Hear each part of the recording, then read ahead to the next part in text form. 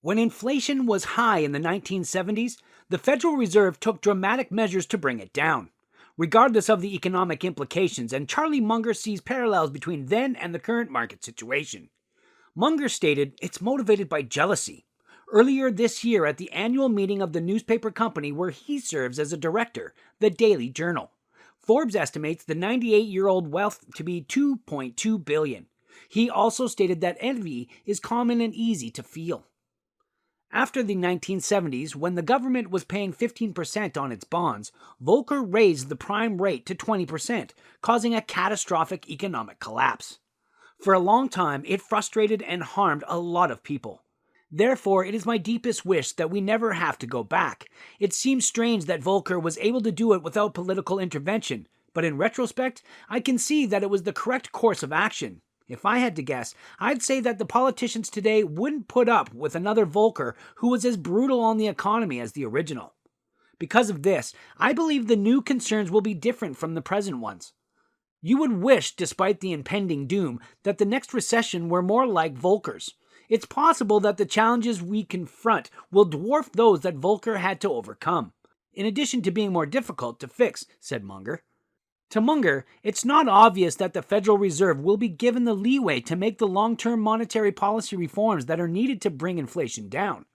Senators Elizabeth Warren and Bernie Sanders have previously spoken out critically about Fed Chairman Powell due to the economic hardship brought on by Powell's quick rate hikes. By publicly advocating for a rise in unemployment and the bursting of asset bubbles in real estate and equities, Powell is sending a clear message that he approves of these strategies for lowering inflation. Here are some recent statements made by Fed Chair Powell that explain his thinking behind particular monetary policy decisions. We need to get rid of inflation if we want to set the stage for a thriving labor market in the future. If that's the case, I'm hoping there's an easy way to get there. Nope, zilch, nada. There is still some hope that the jobless rate would increase only little. Nonetheless, it is imperative that we finish this task. In the wake of the pandemic's end, mortgage rates plummeted to all-time lows, and a flurry of people bought homes.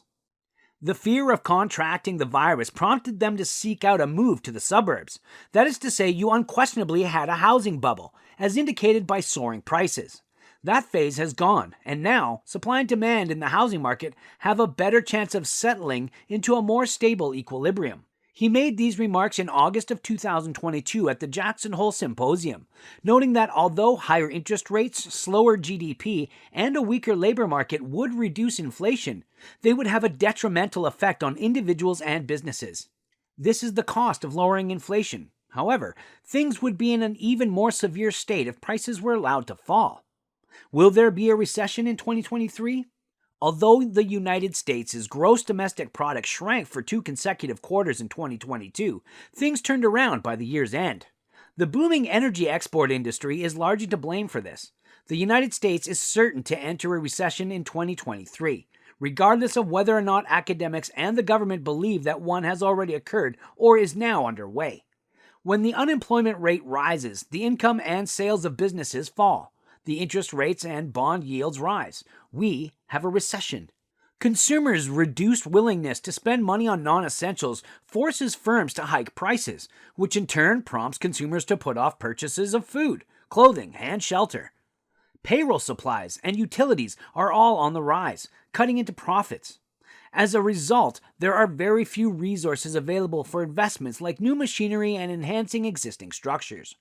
These factors pressure the economy and point to an impending downturn. The historical growth rate of GDP and the rate of employment both point to a high likelihood. Where should you keep my savings while the economy is bad? Investors will need to take both the possibility of a recession and the persistence of inflation into account. A CNBC reporter was curious as to how this all turns out and what's the best strategy for private investors to deal with the negative repercussions of inflation, other than buying good stocks. Charlie Munger chimed in with a remark saying, "It's likely that you'll have to pick the best option available from a group of less desirable alternatives. This method of reaching a conclusion is widely accepted." The Mungers have extensive holdings, including multiple apartment complexes and stakes in Berkshire, Costco, China, and the Daily Journal. Because of the Mungers, we've learned about an important lesson. You don't need so much diversity. If your life has even 4 good things going for it, you should consider yourself lucky. If you want to do better than average, having 4 items is a plus. Munger recommends putting most of your money towards a handful of promising ventures. He does not wait for the entire economy to change before making financial adjustments. He avoids this by instead carefully plotting out his investments from the get-go. He has set aside a small amount of his savings to invest in case the economy takes a downturn. What do people look for most when times are tough economically? Even in a recession, consumers still need consumables like food and cleaning materials. Think about the kinds of things you can find in a typical store. When times are tough and the prices are rising rapidly, consumers tend to prioritize spending on necessities like food, rent, transportation, utilities, and insurance. They will be unable to buy new furniture, cars, or make significant improvements to their homes. Many individuals opt to stay in and cook for themselves rather than frequent restaurants. Stagflation refers to high inflation during a recession.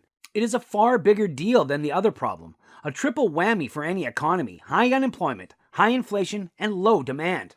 The cost of doing business continues to rise, even while companies continue to lose money. Rising labor and wholesale costs are cutting into the slim margins that keep grocery stores and dollar stores afloat. Many of the companies in Charlie Munger's portfolio are robust enough to weather these storms. Berkshire has many stores that provide everyday items. As a result, you'll have more leverage in negotiations. Due to the universal nature of the demand for insurance, Berkshire's core business is resilient through economic downturns. During market downturns, Berkshire uses insurance business revenues to fund the purchase of value stocks and even whole companies. Warren Buffett is the best investor of all time. Thus, the company is in good hands with him. When other businesses would struggle during economic downturns, Costco thrives because of its unrivaled ability to provide its members the lowest possible prices on a vast selection of goods. They try to make a profit from their retail operations and rely primarily on membership dues to do so. The amount that members pay in annual dues could be raised if necessary. Munger is essentially betting on the continued growth of the Chinese economy by purchasing Chinese stock. Before the pandemic and rising political tensions with the United States, his investments had been doing quite well. His apartment buildings are a good inflation hedge since real estate normally rises in value by an amount at least equal to the rate of inflation. Landlords may still anticipate collecting rent payments despite the economic downturn because demand for units remains stable. His newspaper could be a valuable investment in the future. In 2022, such management practices at a corporation cannot be tolerated. Thanks to his patience and perseverance, he is now worth over $1 billion, with 3 of his 5 short-term investments having been profitable. Anyone interested in achieving similar results should study his methods. If you loved this video, subscribe, leave a like, and watch this one too.